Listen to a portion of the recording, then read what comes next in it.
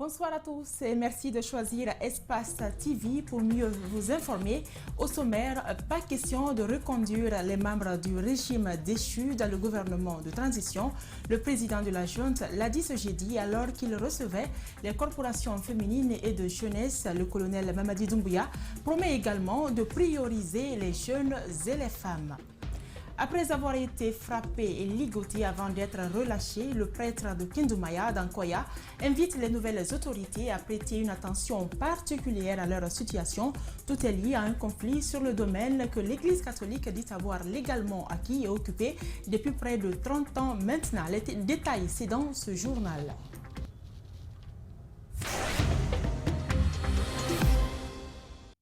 Bienvenue à tous. Le président de la République s'engage à ne reconduire aucun membre du gouvernement de l'ancien régime. Un engagement fait ce jeudi dans le cadre de la journée de concertation entre les corporations de jeunes et femmes et le CNRD. Selon ces jeunes et femmes que notre équipe de reportage a eu en interview, le colonel Mamadi Doumbouya a également rassuré de la prise en compte des jeunes et femmes durant la transition. Alceni Bari, Aliouba. Ce qui est sorti d'intéressant de cette rencontre, c'est quand même cet engagement que le président prend de mettre au premier plan la jeunesse dans la question de la transition. On n'est pas sans savoir que la majorité de la population guinéenne est jeune, mais très absente dans les prises de décision. Le président s'est donc engagé à prendre en compte la place des jeunes dans la question de la transition. Et surtout cette autre promesse qui a rassuré plus d'un, c'est le fait que le président s'est engagé à ne pas recycler les anciens gouvernants. C'est ce qui revient à dire que priorité et chance sera donnée aux jeunes de contribuer à bâtir la nouvelle Guinée qu'on veut avoir. Au sein des prises de décision dans le gouvernement, à la CENI, au CNT et ainsi de suite. Et lutter contre les violences faites aux femmes dans le milieu, dans le secteur du travail et partout autre. Aider les femmes à se développer, mettre à leur disposition des crédits de financement afin qu'elles puissent subvenir à leurs propres besoins. Le bon maçon se reconnaît au pied du mur, il faut le juger à travers les futures actions qu'il aura à prendre. Mais je pense que ces engagements qui ont été pris sont d'une extrême fermeté. Et naturellement, ces engagements qui ont été pris sur la base de cette fermeté, il y a de fortes chances pour qu'elles soient réalisées. Suspendue il y a quelques semaines, la Haute Autorité de la Communication a repris ses activités ce jeudi à Conakry. Boubacar Yassine Diallo et son équipe se disent prêts à accompagner les nouvelles autorités du pays pour une transition crédible. Ils l'ont fait savoir à travers un communiqué publié par le président de la dite institution. Les détails dans ce commentaire signé Aminata Masside Bangoura. Dans une ordonnance rendue publique en début de semaine sur les antennes de la télévision nationale, les nouvelles autorités du pays ont ordonné à la HAC, la Haute Autorité de la Communication, de reprendre ses activités de régulation, suspendues après la prise du pouvoir par la junte militaire dirigée par le colonel Mamadi Doumbouya. Dans ce communiqué, le Comité national pour le rassemblement et le développement a invité la HAC à veiller au respect par les organes de presse des obligations prévues par les lois et les règlements en matière de la communication. Réunis en session ordinaire ce jeudi, les commissaires de la dite institution disent avoir accueilli cette ordonnance avec grand intérêt et rassurent le CNRD de leur soutien durant cette transition. Les commissaires saisissent cette opportunité pour remercier le CNRD et son président pour cette décision. Ils assurent le CNRD de leur volonté d'accompagner une transition apaisée telle que formulée par les nouvelles autorités et l'ensemble du peuple de Guinée. Pour renforcer la paix et la cohésion sociale en cette période sensible, la HAC entend rencontrer dans les prochains jours les hommes de médias. L'institution promet également de poursuivre la délivrance des cartes de presse professionnelles. Par la même occasion, elle entend rencontrer très prochainement les associations de presse et les patrons de presse pour échanger sur la conduite à tenir par les journalistes pendant la transition pour préserver la quiétude sociale et la cohésion nationale. Par ailleurs, la HAC invite les hommes de médias à privilégier plus que par le passé, un traitement professionnel de l'information en tenant compte des exigences d'une transition apaisée. A rappelé qu'en plus de la haute autorité de la communication, d'autres institutions ont été également réhabilitées par le CNRD à reprendre leurs activités. Il s'agit, entre autres, de la Cour suprême et la Cour des comptes. Respecter les obligations contractuelles et la transparence dans les industries extractives est l'une des conditions sine qua non des nouvelles autorités du pays. Le comité de pilotage ITIE Guinée s'est inscrit dans cette logique. Son secrétariat exécutif a présenté ce mercredi à Conakry les résultats d'une étude portant sur la parité du genre dans les industries extractives et leur impact sur les communautés. L'étude révèle que les femmes représentent moins de 10% dans le secteur. Brilba Aboubakar Keke Bangoura.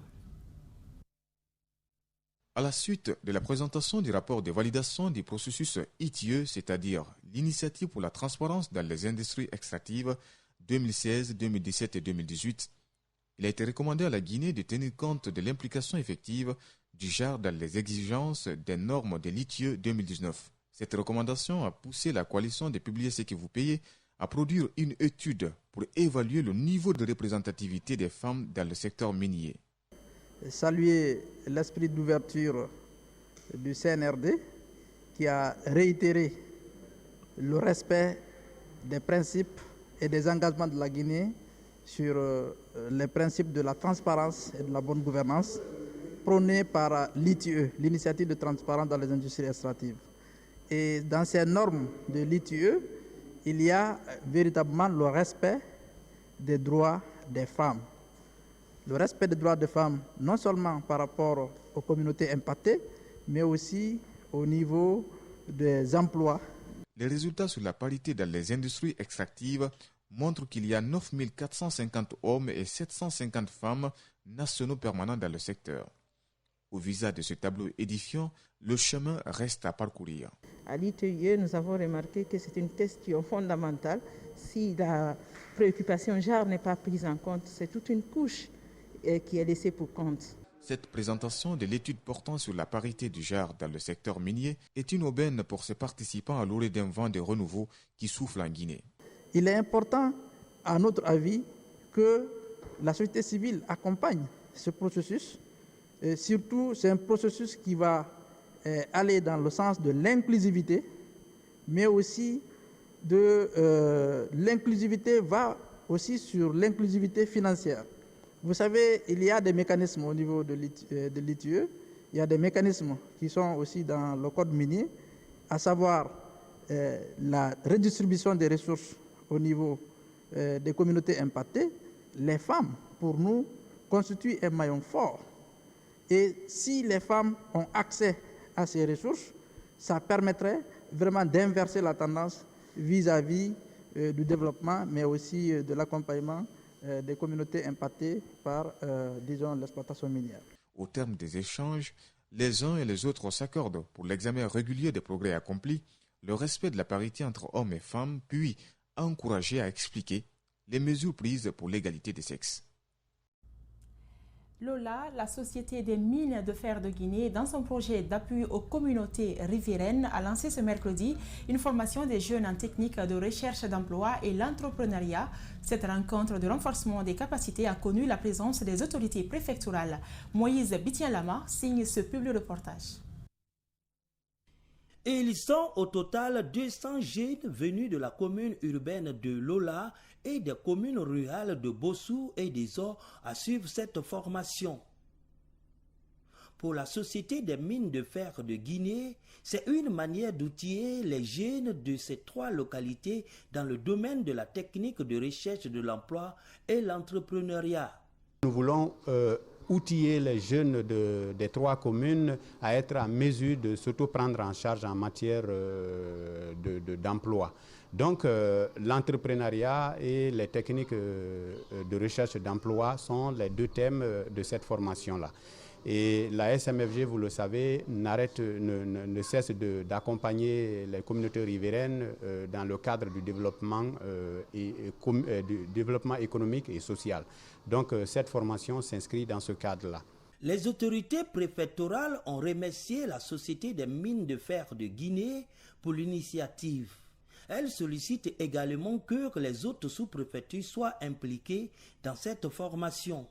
Je remercie très sincèrement la Société des mines de fer de Guinée pour l'organisation de la présente formation et solliciter l'extension au niveau de toutes les sous-préfectures de Lola.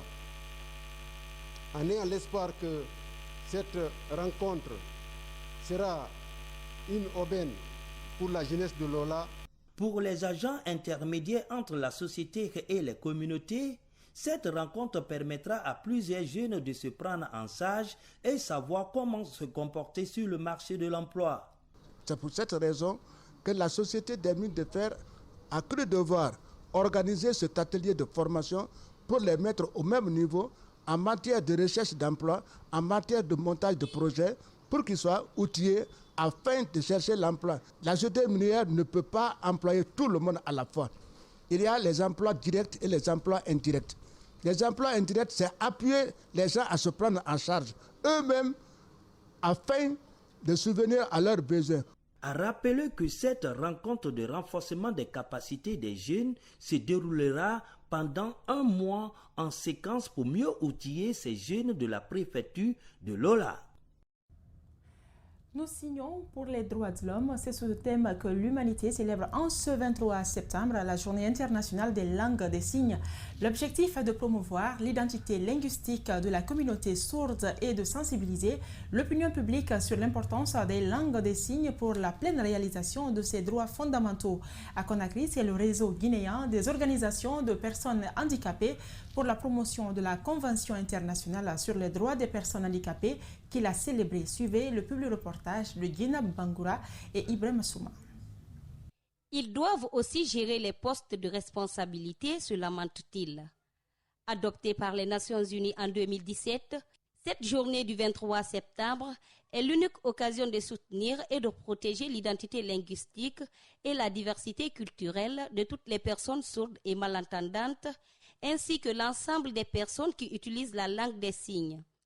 C'est ici le siège national du réseau guinéen des organisations de personnes handicapées pour la promotion de la Convention sur les droits des personnes handicapées qui a servi de cadre à la célébration de cette journée. Le 23 septembre 1958, que le congrès constitutif de la Fédération mondiale des sourds a eu lieu. Pour ce faire, la Fédération mondiale des sourds a instauré depuis septembre 1958 la Semaine internationale des personnes sourdes qui va du 23 au 30 septembre de chaque année. Selon eux, leur physique est mal perçu par certains citoyens, alors que seul Dieu choisit ses créatures et leur accorde la forme qu'il veut. Il lance un appel pressant aux nouvelles autorités afin de prendre en compte la dimension d'handicap. La Guinée a ratifié la convention CIDPH, mais avec tous ces textes, les personnes handicapées restent encore dans la boue, marginalisées. Donc, une fois de plus, c'est pour attirer l'attention des autorités, des nouvelles autorités, pour que désormais, qu'on constate qu'il y a des ministres handicapés, qu'il y a des gouverneurs handicapés. Le représentant de l'action sociale explique les projets en cours pour ces personnes en situation de handicap. Ils n'ont pas le secondaire, ils n'ont pas l'université. Donc nous sommes en train de nous battre pour que cette réalité soit plus effective et qu'on puisse les orienter vers les filières professionnelles pour qu'après la formation jusqu'en 16e année, ils puissent poursuivre leurs études.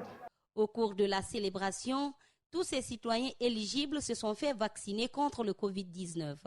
Le président de l'organisation a reçu un diplôme d'honneur à titre de reconnaissance pour son attention et son combat envers eux.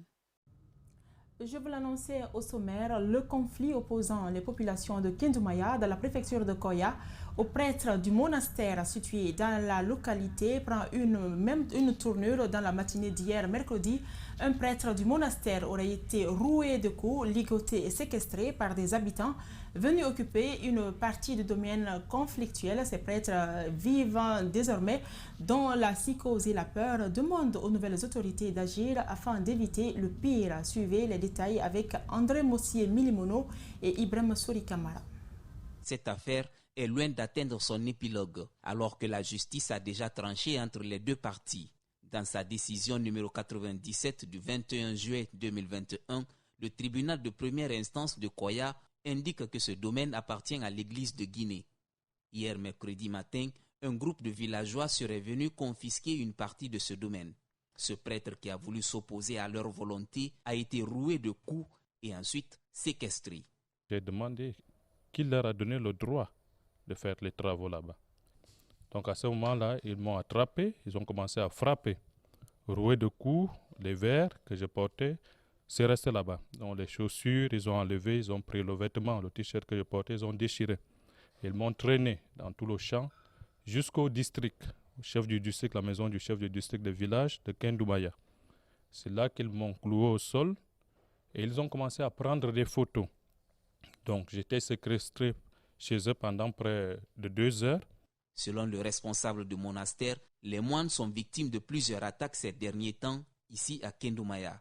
Il déplore l'inaction des autorités locales et des services de sécurité censés les protéger. J'ai appelé le sous-préfet, il m'a dit qu'il était en réunion. Je lui ai dit, vous voulez qu'il y ait mort d'homme d'abord dans mon monastère. Avant de réagir, l'an dernier, au même moment, nous avions adressé une demande à tous les corps de sécurité de Koya. On était attaqués, personne n'a bougé, sous prétexte que le préfet lui a dit de ne rien faire. Ce n'est pas possible. Un prêtre par terre, c'est ce qu'on appelle le sacrilège. Et ce sacrilège peut appeler la malédiction sur tout le village. La communauté chrétienne de Koya, les femmes en majorité, se sont mobilisées tôt ce matin pour exprimer leur amertume. Elles réclament justice pour les religieux du monastère de Kendoumaya. Nous sommes meurtris, nous sommes humiliés. Nous crions, nous tendons notre main vers le bon Dieu, le Maître suprême de la justice. Nous avons l'espoir des nouvelles autorités qui ont dit que la justice est leur boussole. Nous demandons la sécurité autour de nos pères, de nos frères de cette communauté. Cette affaire pourtant était en phase d'être réglée depuis longtemps. La politique s'est invitée dans le débat. Un ancien ministre est pointé du doigt. Le sous-préfet lui-même s'est déplacé sur les domaines. Il a rencontré les femmes. Les femmes lui ont dit « Ah, nous réclamons notre droit parce que nous avions voté Alpha Condé sur demande du ministre Kiridi et il nous a promis qu'il va nous donner le domaine des prêtres. Et c'est pour cela que nous réclamons notre droit. » La communauté incriminée n'a pas voulu se prêter à nos questions. Quant au nouveau préfet de Koya, il dit attendre d'avoir connaissance du dossier. Le groupe Adafo Media et NCA Assurance ont procédé ce jeudi à la signature d'un partenariat gagnant-gagnant. Cet accord qui va permettre dorénavant d'assurer la couverture santé assurance auto de tous les employés. C'est le PDG Lamine Girassi lui-même qui a conduit la délégation d'Adafo à cette cérémonie au siège social du groupe NCA. Antoinette Dédé Onivogui et Amara Alexila. Cette nouvelle aventure qui commence entre le groupe Adafo Media et NCA Assurance va permettre aux deux parties, toutes des leaders dans leur domaine d'activité, de se booster et d'améliorer les conditions de vie de travail des employés d'Adafo. Nous garantissons auprès des employés de Adafo Media vraiment leur prise en charge, la couverture de leurs risques et cela dans toute la sérénité. Nous avons l'occasion aujourd'hui, à travers ce canal, de communiquer sur nos innovations, sur c'est-à-dire qu'en tout cas nos innovations, nos différenciations à travers le marché et surtout apporter les solutions à la plus grande majorité des populations guinéennes. Les employés peuvent dorénavant se frotter les mains avec la signature de ce contrat riche en contenu. Évidemment, vous, employés, vous, machinistes, vous, cadreurs, en fait, tous qui travaillent à Adafo Media peuvent se frotter les mains pour bénéficier évidemment de cet avantage. Parce que pour nous, c'est important, vous partez sur le terrain, il y a des cas de maladie, il y a des accidents. Je pense que c'est important quelque part que le groupe puisse prendre ses responsabilités. Encore une fois de plus, on a dit saison 14, la légende continue. Donc chaque saison, nous essayons de marquer un point de plus parce que pour nous, c'est important. On parle souvent de sécurité sociale, mais j'aime les choses concrètes. Et c'est ce que nous essayons de faire aujourd'hui avec NCA. Ce mérite revient à la direction des ressources humaines du groupe Adafo Média qui a tout mis en œuvre pour l'accomplissement de ces différents projets. Ce n'est pas tout. Pour cette 14e saison, la direction des ressources humaines promet également de s'investir davantage pour le bien-être des employés. Les responsables de chaque entité savent qu'on est en train de nous battre pour que les employés, nos guerriers soient pris en compte dans tous les sens. Dans tous les sens, hein. Après ça, il y a d'autres choses qui arrivent. Il y a des opportunités de formation, il y a des opportunités de renforcement de capacité, il y a les opportunités de salaire. Donc, encore une fois, nous mettons l'humain au centre parce que Adafo Média, c'est les employés. Donc, tout ce qui va faire en sorte que les employés soient sûrs et rassurés, on va se battre dans ce sens.